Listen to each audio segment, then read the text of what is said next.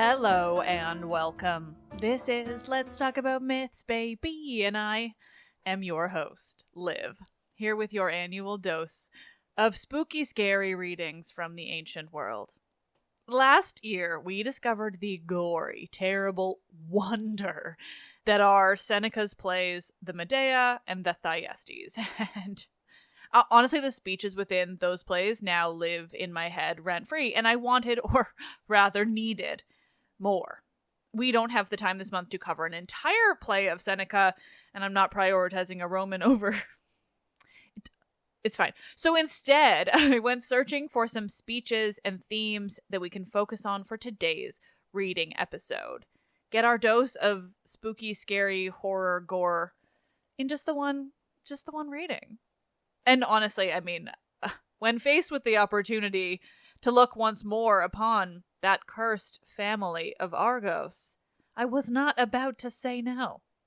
So I will explain tiny bits as we go, but I think through these selections, a visceral and vibrant narrative of Argos's most murderous moments will just scream out at you like the ghosts that open these two plays.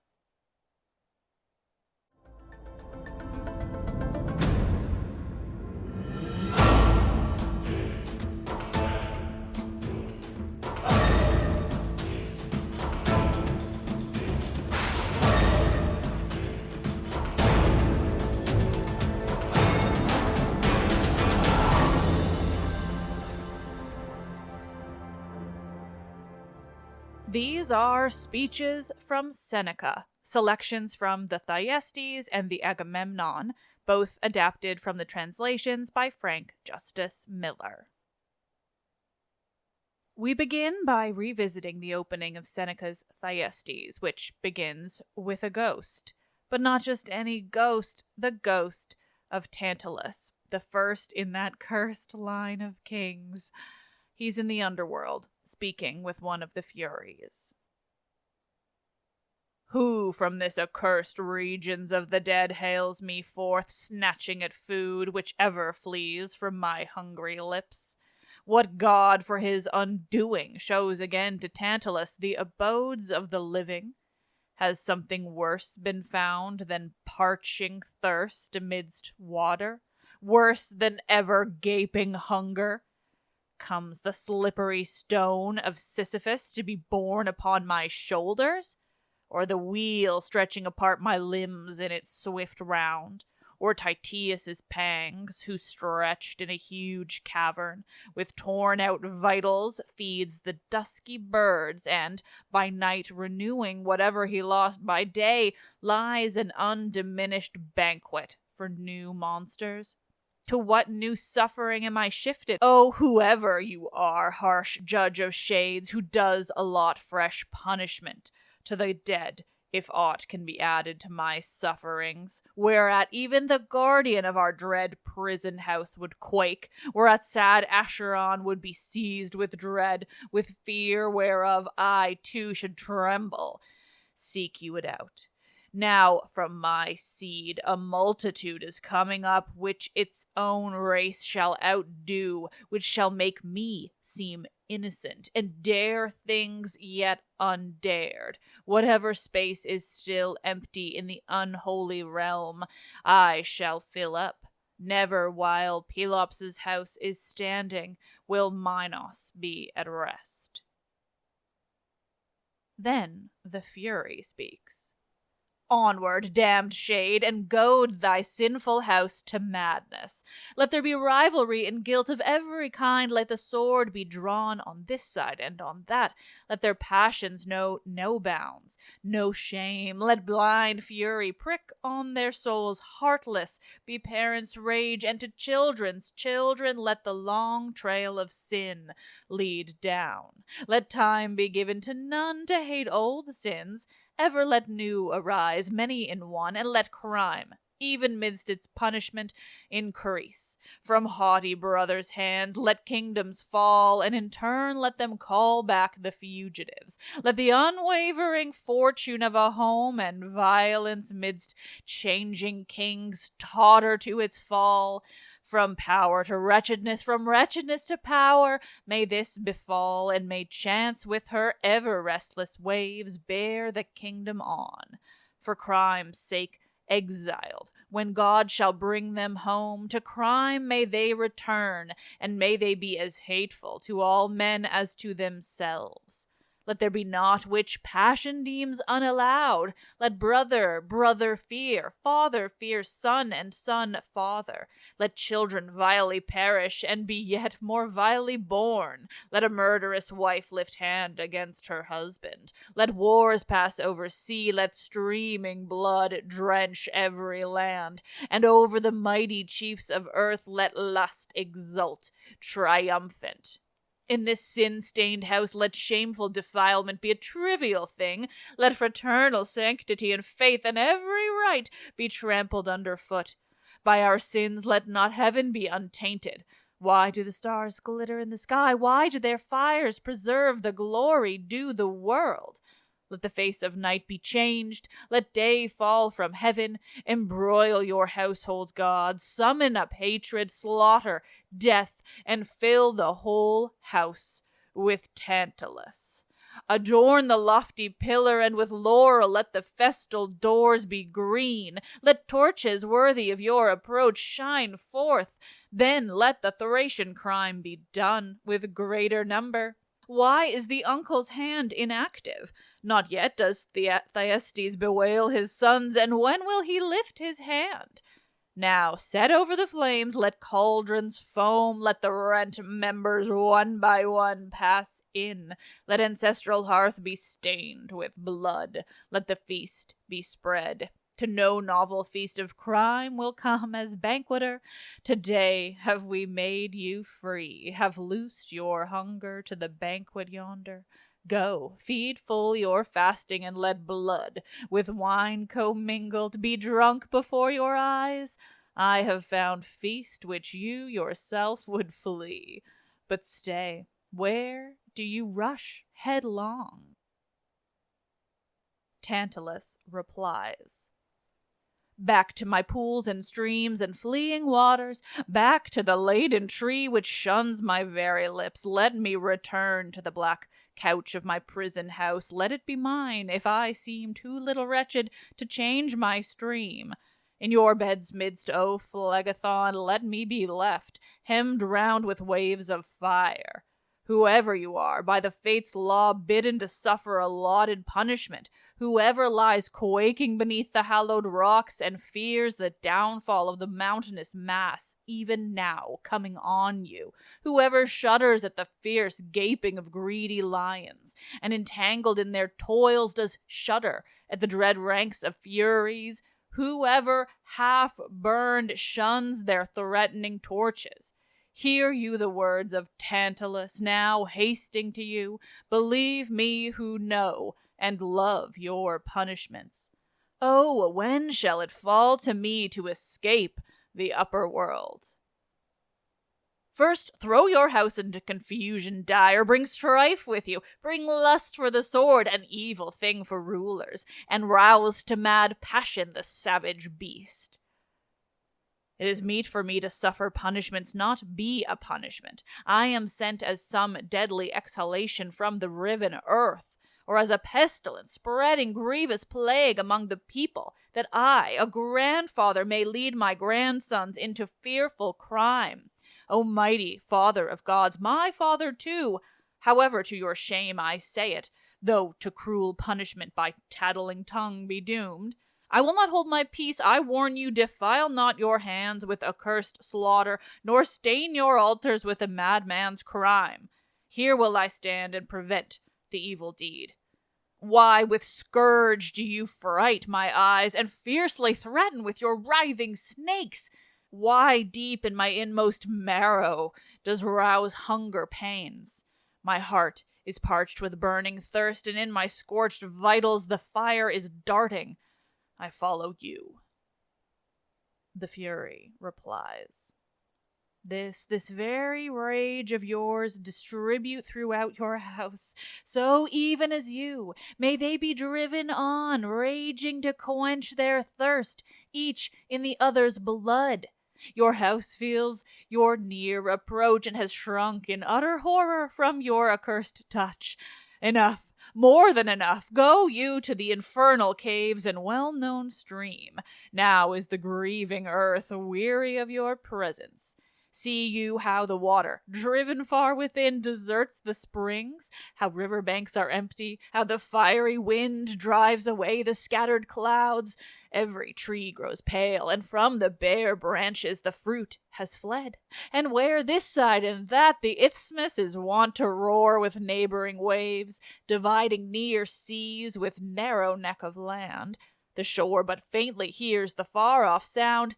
Now Lerna has shrunk back, the Feronian stream has disappeared, the sacred Alpheus no longer bears his water on, Kitharon's heights have lost their snows, and nowhere stands hoary now, and the lordly Argos fears its ancient drought. Lo, Titan himself stands doubtful whether to bid day follow on, and, plying the reins, compel it to come forth to its undoing. And with the Fury having spoken, the chorus sings a transition back to the world of the living.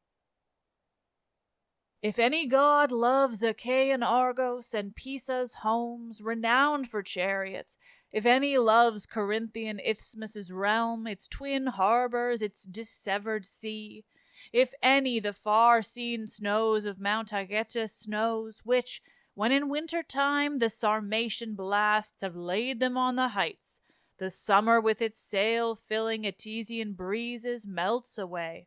If any is moved by the cool, clear stream of Alpheus, famed for its Olympic course, let him his kindly godhead hither turn. Let him forbid the recurrent wave of crime to come. Forbid that on his grandfather follow a worse grandson, and greater crime please lesser men. Wearied at last may the impious race of thirsty Tantalus give over its lust for savagery. Enough sin has been wrought, nothing has been right availed, or general wrong. Himself betrayed fell Myrtilus, betrayer of his lord, and dragged down by the faith which he had shown. He made a sea famous by its change of name. To Ionian ships no tale is better known. While the little son ran to his father's kiss, welcomed by sinful sword, he fell an untimely victim at the hearth, and by the right hand was carved. O Tantalus, that you might spread a banquet for the gods, your guests. Such food eternal hunger, such eternal thirst pursues, nor for such bestial viands could have been meted penalty more fit. Weary, with empty throat stands Tantalus. Above his guilty head hangs food in plenty. Then Phineus's birds more elusive. On either side with laden boughs a tree leans over him, and, bending and trembling beneath the weight of fruit, makes sport with his wide straining jaws. The prize, though he is eager and impatient of delay, deceived so often, he tries no more to touch, turns away his eyes, shuts tight his lips, and behind clenched teeth he bears his hunger. But then the whole grove lets its riches down, nearer still, and the mellow fruits above his head mock him, and drooping boughs and wet against the hunger, which bids him ply his hands in vain. When he has stretched these forth and gladly has been baffled, the whole ripe harvest of the bending woods is snatched far out of reach. Then comes a raging thirst, harder to bear than hunger, when by this his blood has grown hot and glowed as with fiery touches. The poor wretch stands catching at waves that seem to approach his lips, but these the elusive water turns aside, failing in meager shallows, and leaves him utterly striving to pursue. Then deep from the whirling stream he drinks but dust.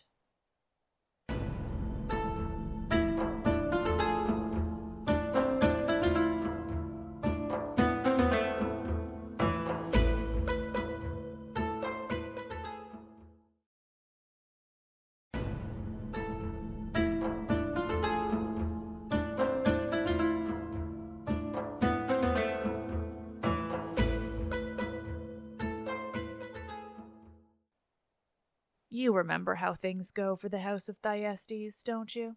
His brother Atreus lures him back to Argos, where he feigns friendship, feigns that all is forgiven between them. And then he kills Thyestes' 2 sons, cuts them up in the dead of night, in an eerie forest grove at that, and then feeds them to their own father during a feast of reconciliation. Meanwhile, Atreus' 2 sons, Agamemnon and Menelaus, watch on as their father enacts his revenge on their uncle and cousins. Later, when they're grown, they'll go on to wage the Trojan War on behalf of Helen and imperial greed, while their 3rd and last cousin, a son born to Thyestes after the deaths of his others, Aegisthus, remains in Argos, mingling and plotting with Agamemnon's wife, Clytemnestra.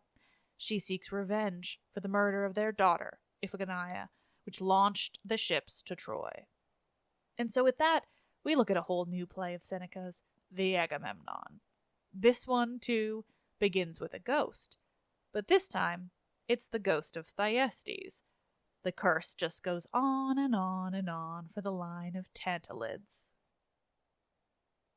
Leaving the murky regions of infernal Dis, I come, sent forth from Tartarus' deep pit, doubting which world I hate the more. Thyestes flees the lower, the upper he puts to flight. Oh, my spirit shudders, my limbs quake with fear. I see my father's, nay, more, my brother's house. This is the ancient seat of Pelops' line. Here it is the custom of the Pelasgians to crown their king. On this throne sit high lords whose proud hands wield the scepter. Here is their council chamber. Here they feast. Fain would I turn me back. Is it not better to haunt even the gloomy pools, better to gaze upon the guardian of the Styx, tossing his 3-fold neck with sable mane, where one, his body bound on the swift-flying wheel, is whirled back upon himself, where vain uphill toil is marked as the stone rolls ever backward, where a greedy bird tears at the liver constantly renewed, and the old man, thirst parched midst water, catches at fleeting waves with cheated lips, doomed to pay dearly for the banquet of the gods. But how small a part of my offense is his? Let us take count of all whom for their impious deeds the Cretan judge with whirling urn condemns. All of them by my crimes shall I, Thyestes, conquer, but by my brother shall I be conquered. Full of my 3 sons, buried in me, my own flesh have I consumed. Nor thus far only has fortune defiled the father, but daring greater crime than they committed, she bade him seek his daughter's incestuous embrace. Fearlessly and to the dregs did I drain her bidding, but as 'twas an impious thing I did, and therefore that a father's power might extend over all his children. My daughter, forced by fate, bore child to me, worthy to call me father. Nature has been confounded, father with grandfather, yes, monstrous, husband with father, grandsons with sons, have I confused day with night? But at length, though late and coming after death, the promise of dim prophecy is fulfilled to me, worn with my woes, that king of kings, that leader of leaders, Agamemnon, following whose banner 1,000 ships once covered the Trojan waters with their sails. Now that, after 10 courses of Phoebus, Ilium is overthrown, now is he near at hand, to give his throat into his wife's power. Now shall this house swim in blood other than mine. Swords, axes, spears, a king's head cleft with the axe's heavy stroke, I see. Now crimes are near, now treachery, slaughter, gore, feasts are being spread. The author of your birth has come, Aegisthus. Why do you hang your head in shame? Why does your trembling hand, doubtful of purpose, fall? Why do you take counsel with yourself? Why turn the question over and over whether this deed becomes you? Think on your mother, it becomes you well. But why suddenly is the summer night prolonged to winter's span, or what holds the setting stars in the sky? Are we delaying Phoebus? Give back the day now to the universe. At this, the ghost of Thyestes disappears, and the chorus of Argive women begin their song. O Fortune, who does bestow the throne's high boon with mocking hand, in dangerous and doubtful state you settled the two exalted. Never have scepters obtained calm peace or certain tenure. Care on care weighs them down, and ever do fresh storms vex their souls. Not so on Libyan quicksands does the sea rage, and roll up wave on wave. Not so, stirred from their lowest depths, the surge, Euxine's waters, hard by the icy pole where, undipped in the azure waves, Boeotes follows his shining wain, as does fortune roll on the headlong fates of kings. To be feared they long, and to be feared they dread. Kindly night gives them no safe retreat, and sleep, which conquers care, soothes not their breasts. What Pallas has not come answering crime hurled headlong? What Pallas do impious arms not vex? Law, shame, the sacred bonds of marriage, all flee from courts. Hard in pursuit comes grim Bellona of the bloody hand, and she who frets the proud Oreneways, forever dogging homes too high, which any hour brings low from high estate. Though arms be idle and treachery give over, great kingdoms sink of their own weight, and fortune gives way beneath the burden of herself. Sails swollen with favoring breezes, fear blasts too strongly theirs. The tower which rears its head to the very clouds is beaten by rainy Auster. The grove, spreading dense shade around, seeks oak trees riven. 'Tis the high hills that the lightning strike, large bodies are more to disease exposed, and while common herds stray over vagrant pastures, the head highest upreared is marked for death. Whatever fortune has raised on high, she lifts but to bring low. Modest estate has longer life. Then happy he whoever, content with the common lot, with safe breeze hugs the shore, and fearing to trust his skiff to the wider sea, with unambitious oar keeps close to land.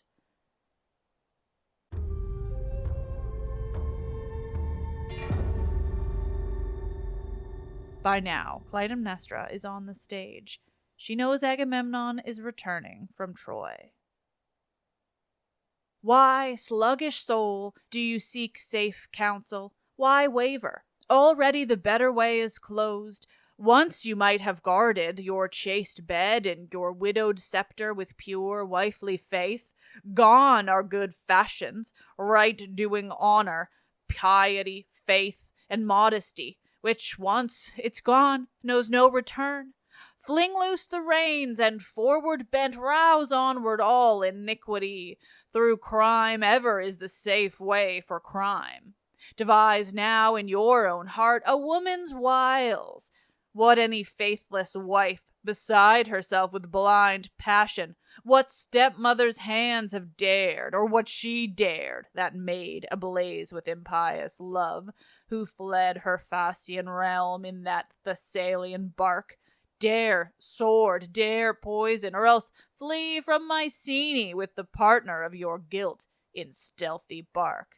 But why timidly talk of stealth, of exile, and of flight? Such things your sister did. You some greater crime becomes. Passions rack me too strong to endure delay. Flames are burning my very marrow and my heart. Here fear blent with anguish plies the spur, and my breast throbs with jealousy. There base love forces its yoke upon my mind and forbids me to give way. And amidst such fires that beset my soul, shame, weary indeed, and conquered and utterly undone, still struggles on. By shifting floods am I driven, as when here wind, there tide harries the deep, and the waters halt, uncertain to which foe they will yield. Wherefore I have let go the rudder from my hands. Where wrath, where smart, where hope shall carry me, there will I go.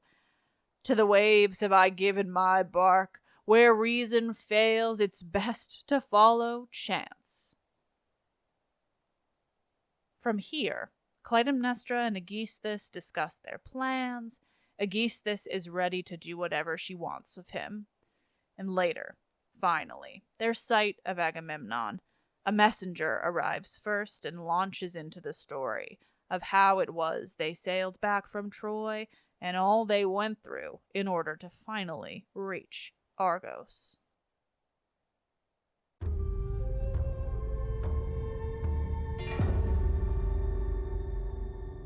When all Pergamum fell beneath the Doric fire, the spoil was divided, and in eager haste all sought the sea.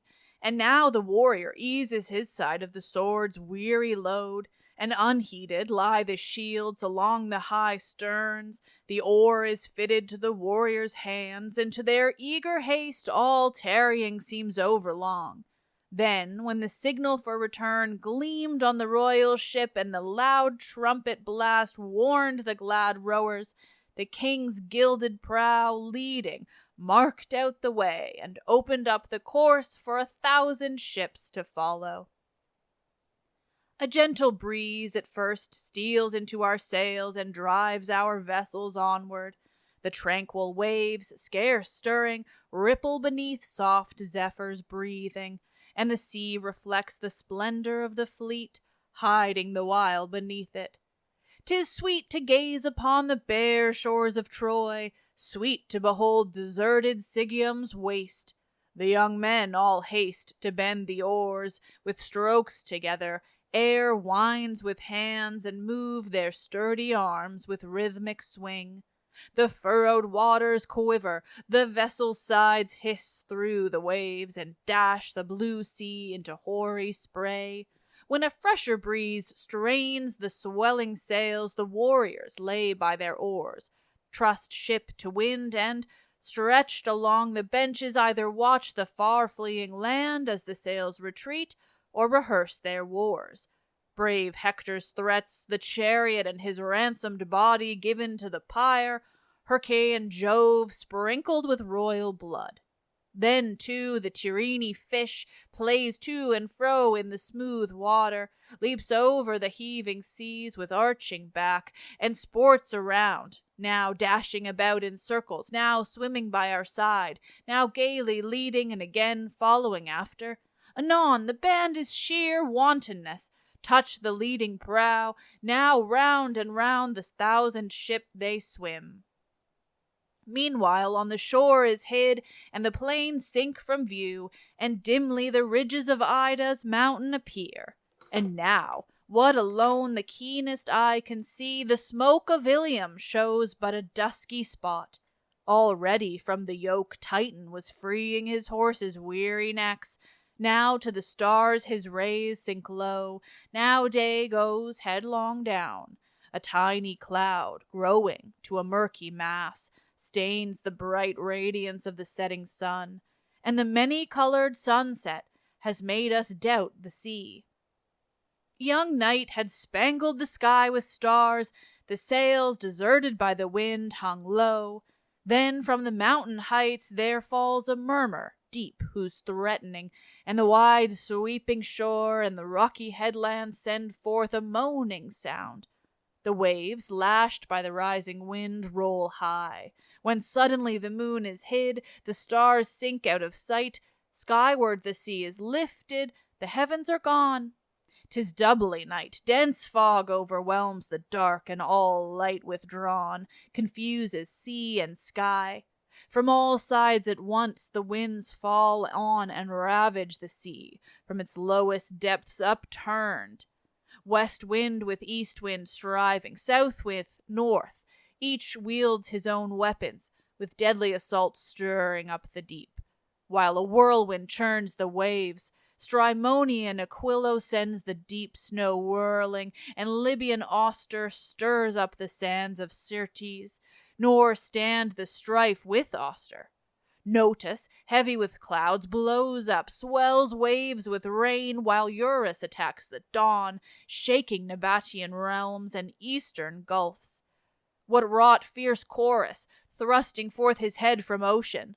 The whole sky he tears from its foundations, and you might think the very gods falling from the shattered heavens, and black chaos enveloping the world. Flood strives with wind, and wind backward rolls the flood. The sea contains not itself, and rain and waves mingle their waters. Then even this comfort fails their dreadly plight, to see at least and know the disaster by which they perish. Darkness weighs on their eyes, and 'tis the infernal night of awful Styx. Yet fires burst forth, and from the riven clouds gleams the dire lightning flash, and to the poor sailors great is the sweetness of that fearful gleam, even for such light they pray. The fleet itself helps on its own destruction, prow crashing on prow and side on side. One ship the yawning deep sucks into the abyss, engulfs, and spews forth again, restored to the sea above. One sinks of its own weight, another turns its wrecked side to the waves, and one the 10th wave overwhelms. Here, battered and stripped of all its ornament, one floats, with neither sails nor oars nor straight mast bearing the high salyards, a broken hulk, drifting wide on the Icarian sea. Reason, experience are of no avail. Skill yields to dire calamity. Horror yields their limbs. The sailors all stand stupefied, their tasks abandoned, oars drop from hands. To prayer abject fear drives the wretches, and Trojans and Greeks beg the same things of the gods. What can near doom accomplish?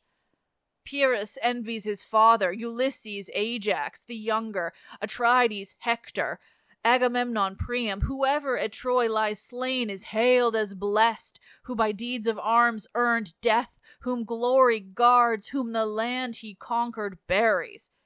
Do sea and the wave bear those who have dared not noble, and shall a coward's doom overwhelm brave men? Must death be squandered? Whoever of heaven's gods you are, not yet with our sore troubles sated, let your divinity be at last appeased. Over our calamities even Troy would weep. But if your hate is stubborn, and it's your pleasure to send the Greek race to doom, why would have those perish along with us, for whose sake we perish? Allay the raging sea, this fleet bears Greeks, but it bears Trojans too. They can no more, the sea usurps their words. But lo, disaster on disaster! Pallas, armed with the bolt of angry Jove, threatening, essays whatever she may, not with spear, not with Ajax, not with Gorgon's rage, but with her father's lightning, and throughout the sky new tempests blow. Ajax alone, undaunted by disaster, keeps up the struggle. Him, shortening sail with straining halyard, the hurtling lightning grazed. Another bolt is leveled. This, with all her might, Pallas launched true, with hand back drawn, in imitation of her father. Through Ajax it passed, and through his ship, and part of the ship with it, and Ajax it bore away. Then he, nothing moved, like some high crag, rises flame-scorched from the brining deep, cleaves the raging sea with his breast, bursts through the floods, and, holding to his wrecked vessel with his hand, drags flames along, shines brightly amidst the darkness of the sea, and illuminates the waves. At last, gaining a rock, in mad rage, he thunders. 'Tis sweet to have conquered all things, flood and flame to have vanquished sky, Pallas, thunderbolt, and sea. If led not in terror of the god of war, both Hector at once and Mars did I with my sole arm withstand. Nor did together with their Phrygians I conquered, and shall I shrink from you? Another's weapon with weakling hand you hurl. What, if he himself should hurl, when in his madness he would be daring more? Father Neptune, pushing with his trident, overwhelmed the rock, thrusting forth his head from the wave's depths, and broke off the drag. This in his fall Ajax bears down with him, and now he lies by earth and fire and billows overcome. But us shipwrecked mariners another, worse ruin challenges. There is a shallow water, a deceitful shoal of rough boulders, where treacherous Caphareus hides his rocky base beneath whirling eddies. The sea boils upon the rocks, and ever the flood seethes with its ebb and flow. A precipitous headland overhangs, which on either hand looks out upon both stretches of the sea. Hence you may descry your own Pelopian shores, an isthmus which, backward curving with its narrow soil, forbids the Ionian Sea to join with Phrixus's waves. Hence also Lemnos, infamous for crime, and Chalcedon and Aulis, which long delayed the fleet. Seizing this summit, the father of Palamedes, with accursed hand, raised from the high top a beacon light, and with treacherous torch lured the fleet upon the reefs. There hang the ships caught on jagged rocks. Some are broken to pieces in the shallow water. The prow of one vessel is carried away, while a part sticks fast upon the rock. One ship crashes with another as it draws back, both wrecked and wrecking. Now ships fear land and choose the sea. Towards dawn the storm's rage is spent, now that atonement has been made for Ilium. Phoebus returns, and sad day reveals the havoc of the night. And when this messenger, Eurybates, is finished, Clytemnestra responds. Shall I lament or rejoice me at my lord's return? I do rejoice to see him home again, but over our realm's heavy loss am I forced to grieve. At last, O Father, that does shake the high resounding heavens, restore to the Greeks their gods appeased. Now let every head be crowned with festal wreaths. Let the sacrificial flute give forth sweet strains, and the white victim at the great altars fall. But see, a mournful throng with locks unbound. The Trojan women are here, while high above them all, with proud step advancing, Phoebus's mad priestess waves the inspired laurel branch.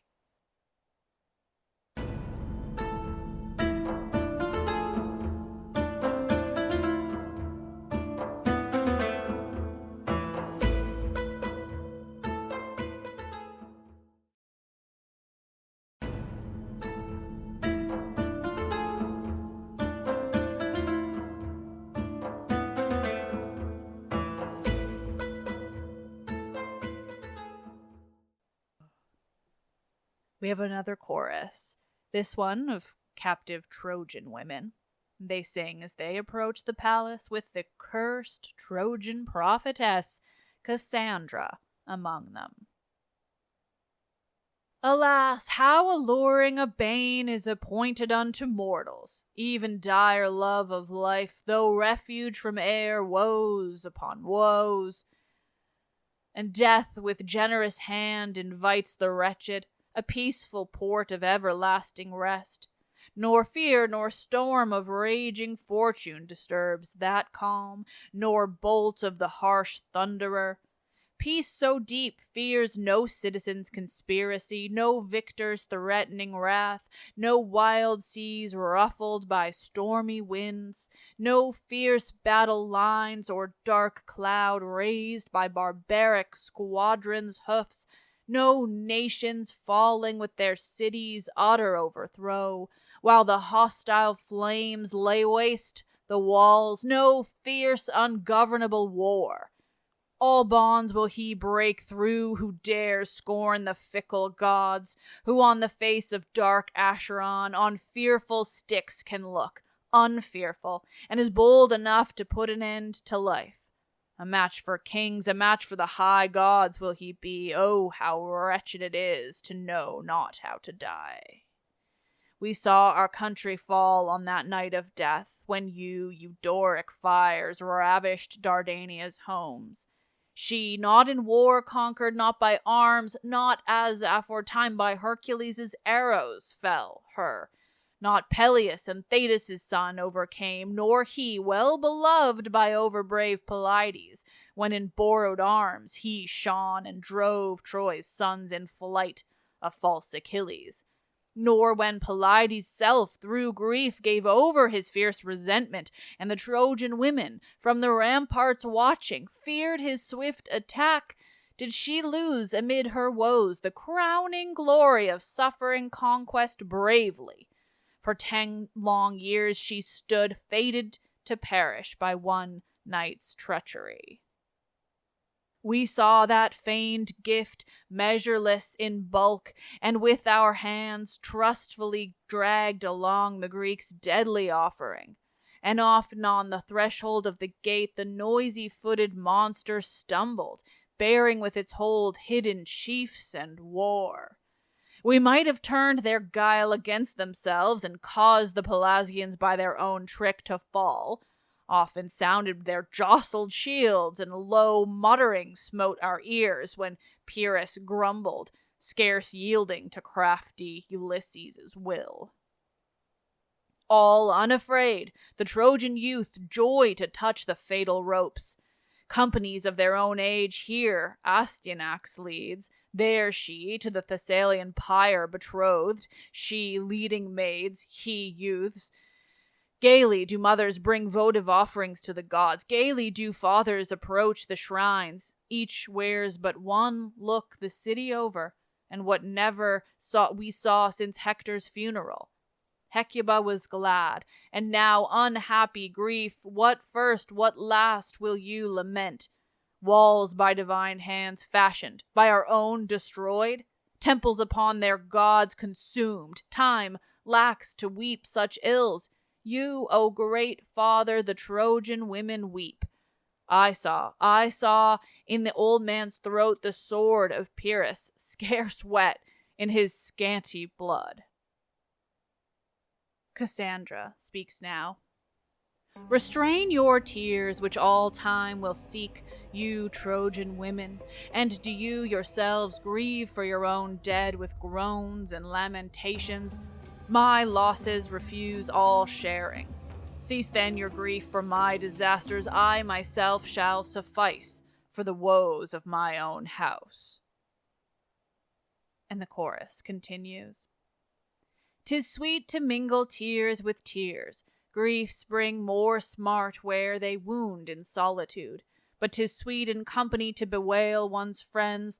Nor shall you, though strong, heroic, and inured to woe, avail to lament calamities so great. Not the sad nightingale which from the vernal bough pours forth her liquid song, piping of Itys in ever-changing strains. Not the bird which, perching on Bystonian battlements, tells over and over the hidden sins of her cruel lord, will ever be able, with all her passionate lament, worthily to mourn your house. Should bright Cycnos, self-haunting mid snowy swans, Ister and Tanais, utter his dying song?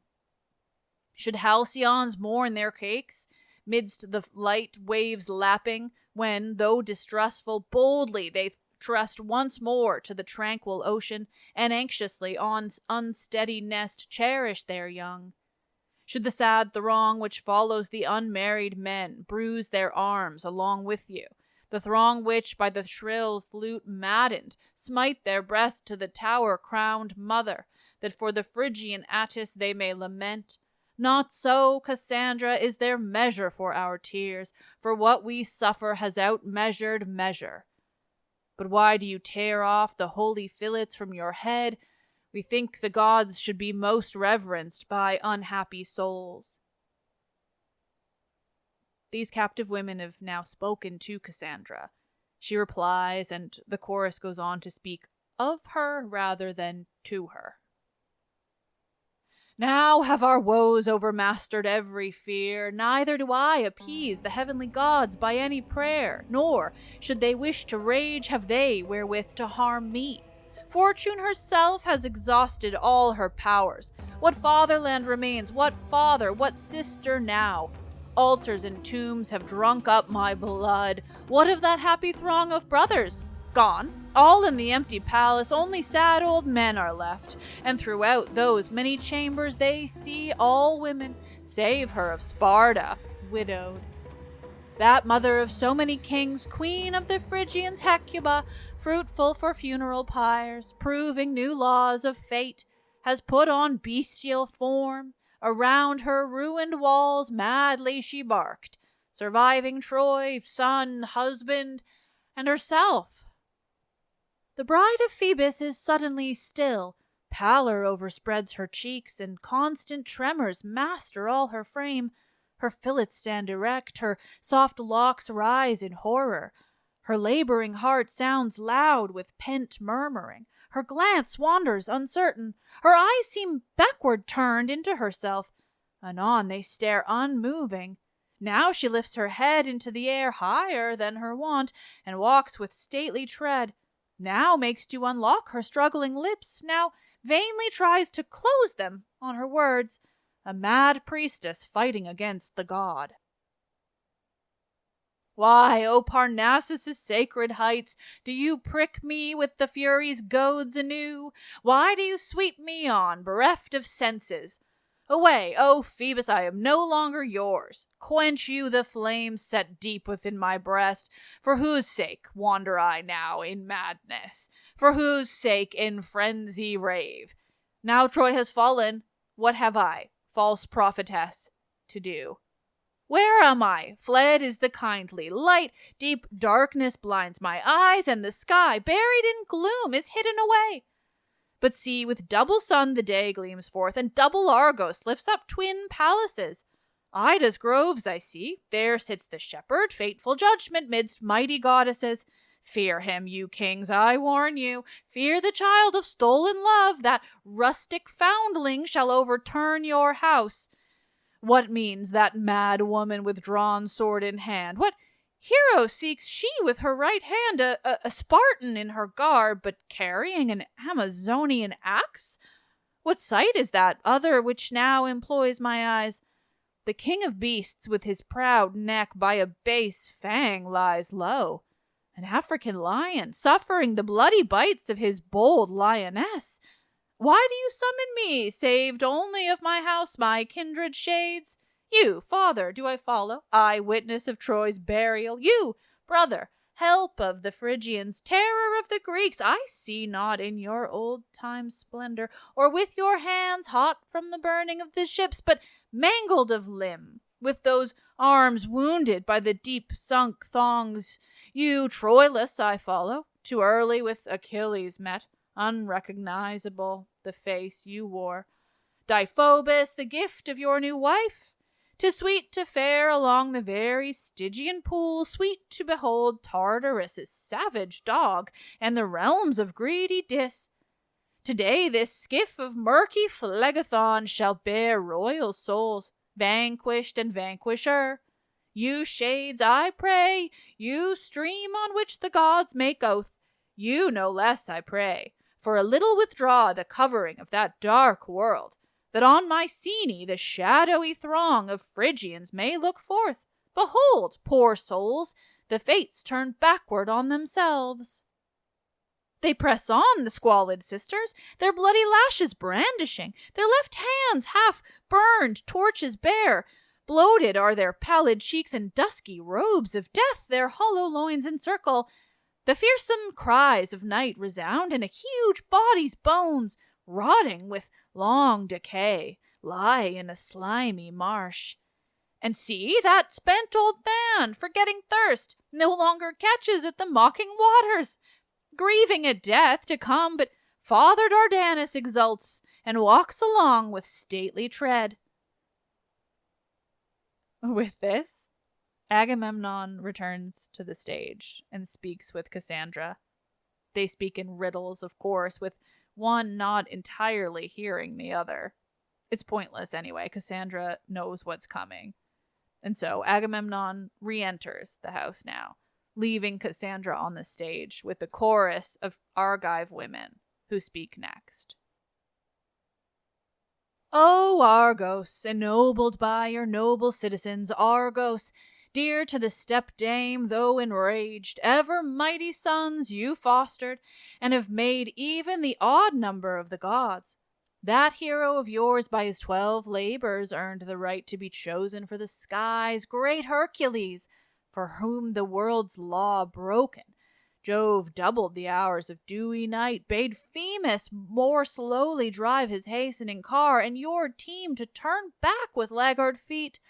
O pale Phoebe, backward the star turned his steps, the star who changes from name to name, and marveled still to be called Hesperus, evening star. Aurora stirred at the accustomed hour of dawn, but sinking back, laid her head and neck upon the breast of her aged husband. The rising, yes, and the setting of the sun felt the birth of Hercules. A hero so mighty could not be begotten in a single night. For you the whirling universe stood still, O boy, destined to mount the skies. The lightning-swift lion of Nemea felt your power, crushed by your straining arms in the Parnassian hind, the ravage of Arcadia's fields, felt you too, and loud bellowed the savage bull, leaving the fields of Crete. The Hydra, fertile in death, he overcame, and forbade new births from each neck destroyed. The mated brethren, springing 3 monsters from a single body, he crushed, leaping on them with his crashing club, and brought to the east the western herd, spoil of the 3-formed Geryon. He drove the Thracian herd, which the tyrant fed, not on the grass of Strymon, or on the banks of the Hebrus. Cruel, he offered his savage horses the gore of strangers, and the blood of their driver was the last to stain their red jaws. Warlike Hippolyta saw the spoil snatched from about her breast, and by his shafts down from the riven sky from high heaven fell the Stymphalian bird. The tree laden with golden fruit shrank from his hands, unused to such plucking, and the bough, relieved of its burden, sprang into the air. The cold, sleepless guardian heard the sound of the clinking metal, only when heavy-laden Alcides and was leaving the grove for stripped of its tawny gold, dragged to the upper world by triple fetters, the infernal dog was silent, nor with any mouth did he bay, shrinking from the hues of unexperienced light. Under your leadership fell the lying house of Dardanus, and suffered the arrows once again to be feared. Under your leadership, in as many days Troy fell as it took years thereafter. And now Cassandra, alone on the stage. A great deed is done within, a match for 10 years of war. Ah, what is this? Rise up, my soul, and take the reward of your madness. We are conquerors, we conquered Phrygians. 'Tis well, Troy has risen again. In your fall, O father, you have dragged down Mycenae. Your conqueror gives way. Never before did my mind's prophetic frenzy give sight to my eyes so clear. I see I am in the midst of it. I revel in it. 'Tis no doubtful image cheats my sight. Let me gaze my fill. A feast is spread within the royal house, and thronged with guests, like that last banquet of the Phrygians. The couches gleam with Trojan purple, and their wine they quaff from the golden cups of old Assaracus. Lo, he himself in broidered vestments lies on lofty couch, wearing on his body the proud spoils of Priam. His wife bids him doff the raiment of his foe, and don instead the mantle of her own fond hands have woven. I shudder, and my soul trembles at the sight. Shall an exile slay a king? An adulterer? A husband? The fatal hour has come. The banquet's close shall see the master's blood, and gore shall fall into the wine. The deadly mantle he has put on delivers him bound treacherously to his doom.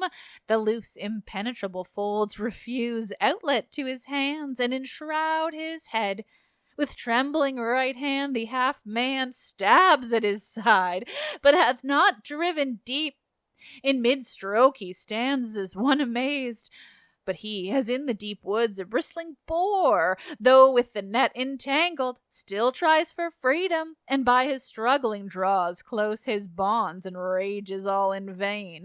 He strives to throw off the blinding folds all around him, floating, and, though closely enmeshed, seeks for his foe.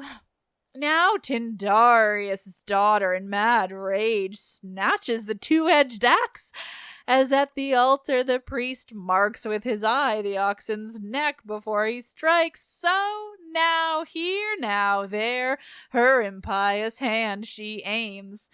He has it. The deed is done. The scarce severed head hangs by a slender part. Here blood streams over his headless trunk. There lie his moaning lips. And not yet do they give over. He attacks the already lifeless man and keeps hacking at the corpse. She helps him in the stabbing. Each one in this dire crime answers to his own kin. He is Thyestes' son, she, Helen's sister. See, Titan, the day's work done. Stands hesitant whether his own or Thyestes' course to run.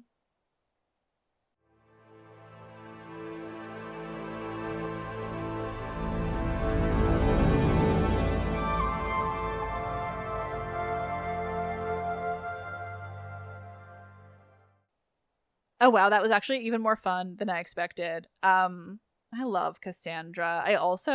Now I really need to read this play, except I do have to do the Aeschylus Agamemnon first, which is why I just want to do this reading. But I do like how clearly Cassandra's like, Aegisthus did basically nothing. Clytemnestra did it all. Also, that was fun. I like that Cassandra at the end there. Also, that's the first time I've tried to just straight read some dialogue like that. Like, I made sure that there wasn't straight dialogue back and forth because it would have been weird with just one voice.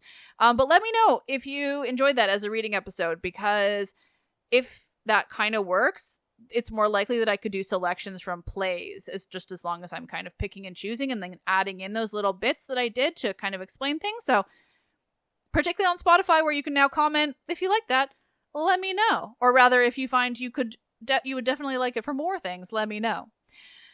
All right, let's talk about Myths Baby. Is written and produced by me, Liv Albert. Michaela Pangawish is the Hermes to my Olympians, the producer. Select music in this episode was by Luke Chaos. The podcast is part of the iHeart Podcast Network. Listen on Apple Podcasts or Spotify or wherever you get your podcasts. Also, we've got a new newsletter starting up soon where you can stay in touch about all the new and fun things that I've got planned. You can sign up at mythsbaby.com/newsletter. That's going to provide more information because we're just unfortunately delaying that ad subscription. I'm not going to repeat that. Delaying that ad subscription a little further. I've been reading too long. So yeah, that's coming, but basically I'm going to move across the country first because it got delayed by like a month and now it's in the worst possible time. So that'll be happening before the end of the year. It's going to be exciting. Also, submit your Q&A questions for the next Q&A, which will be in November.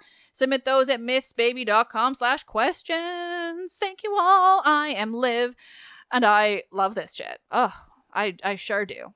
Seneca's great. I mean, for a Roman, he's really killing it.